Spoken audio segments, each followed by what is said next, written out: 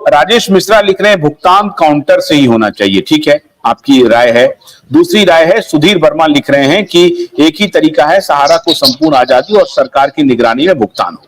ठीक है, ये भी ठीक है। मैं बार बार यही कहता हूं कि किसी कंपनी को डुबाने से कुछ नहीं होना है। कोई नहीं इस पक्ष में है, ना तो निवेशक पक्ष में है, ना कार्यकर्ता पक्ष में है, ना मैं पक्ष में हूं। सरकार है कि नहीं है मुझे नहीं मालूम, सरकार अगर पॉलिटिक्स करेगी वो नहीं मालूम है। लेकिन देखिए, जो अपराध अगर हुआ है तो अपराध के लिए तो कार्रवाई होनी चाहिए, ये कानून सम्मत बात मैं करूंगा। अगर कोई अपराध हुआ है किसी के भी तरफ से हुआ, एजेंट से हुआ हो, निवेशक से हुआ हो, मुझसे हुआ हो, प्रबंधन से हुआ हो, सहारा से हुआ, किसी से भी हुआ तो कार्रवाई होनी चाहिए, मैं नहीं कह रहा हूं। मेरा ये कहना है कि ये जो अभी आपने कहा कि सहारा के काउंटर से हो, कर्नल साहब, ये इनका जो डिमांड है कि सहारा को डुबाने के बजाय या सहारा को बंद करने के बजाय बेहतर यह होता कि सरकार अपनी निगरानी में प्रबंधन को अपने जद में ले और प्रबंधन के साथ मिल करके पैसे का भुगतान करे, क्योंकि सहारा प्रबंधन ही ये सत्यापित करने की स्थिति में है कि भाई हाँ, इस व्यक्ति का पैसा, इस व्यक्ति का पैसा नहीं है। उसमें भी कुछ धांधली हो सकती है सर, बहुत धांधली हो सकती है। और मैं आपको ये बात कहना चाहता हूं इस मंच पे कि पूरा सिस्टम में सहारा का ने जो निवेशक को लूटा है, उसमें उसका सिस्टम सहारा के लिए बहुत मजबूत और निवेशक के लिए संपूर्ण रूप से खोखला। कोई system of checks and balances नहीं था। और सहारा का जो ये सिस्टम था कि एजेंट जो डिपॉजिटर है उसी को एजेंट नियुक्त करना और उसी में से कुछ कमीशन दे देना, ये बहुत बड़ा धोखा था। और एजेंट ये बात समझ नहीं पा रहे थे। जब तक कि वो दूसरों से पैसा जमा कर रहे थे तो उन्हें ऐसा लग रहा था उनकी आमद नहीं हो रही थी, लेकिन जब उनकी स्वयं के पैसा जब नहीं मिला तो इनिशियल तो चला ही गया उसका जो कमीशन, और पूरा प्रिंसिपल अमाउंट में भी एजेंट का पैसा चला गया। ये उनको समझ में नहीं आया।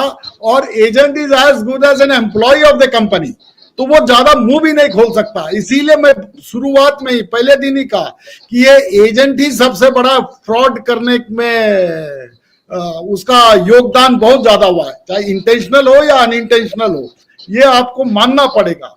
आप एक सिस्टमिक तरीका देखिए ना, इस सिस्टम में कोई भी सुरक्षा था निवेशकों का? कुछ नहीं था।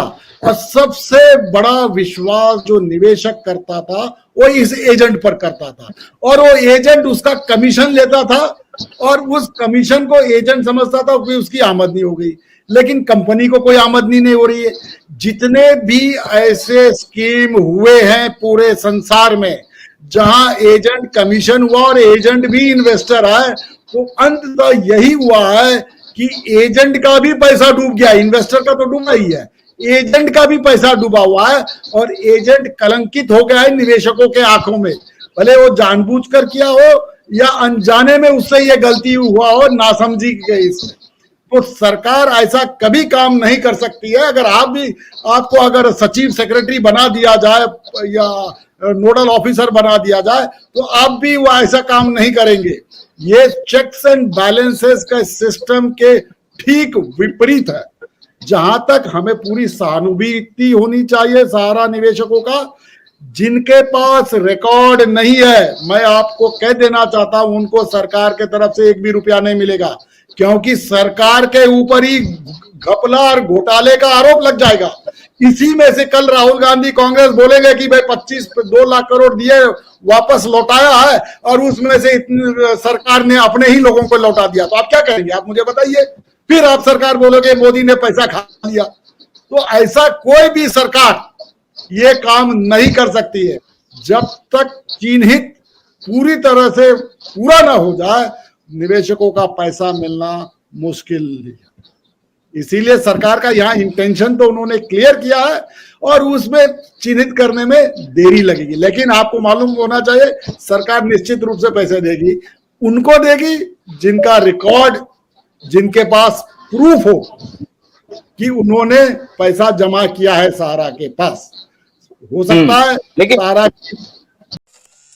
गन्ने की कड़ी बुनियाद, जिसे मराठी में खुडक्या और कुछ उत्तर भारत के क्षेत्रों में खुटकी भी कहा जाता है, उसे केवल भोलानाथ का 2-in-1 बैटरी ऑपरेटेड हार्वेस्टर कम ब्रश कटर आसानी से और बिना रुकावट के काट सकता है।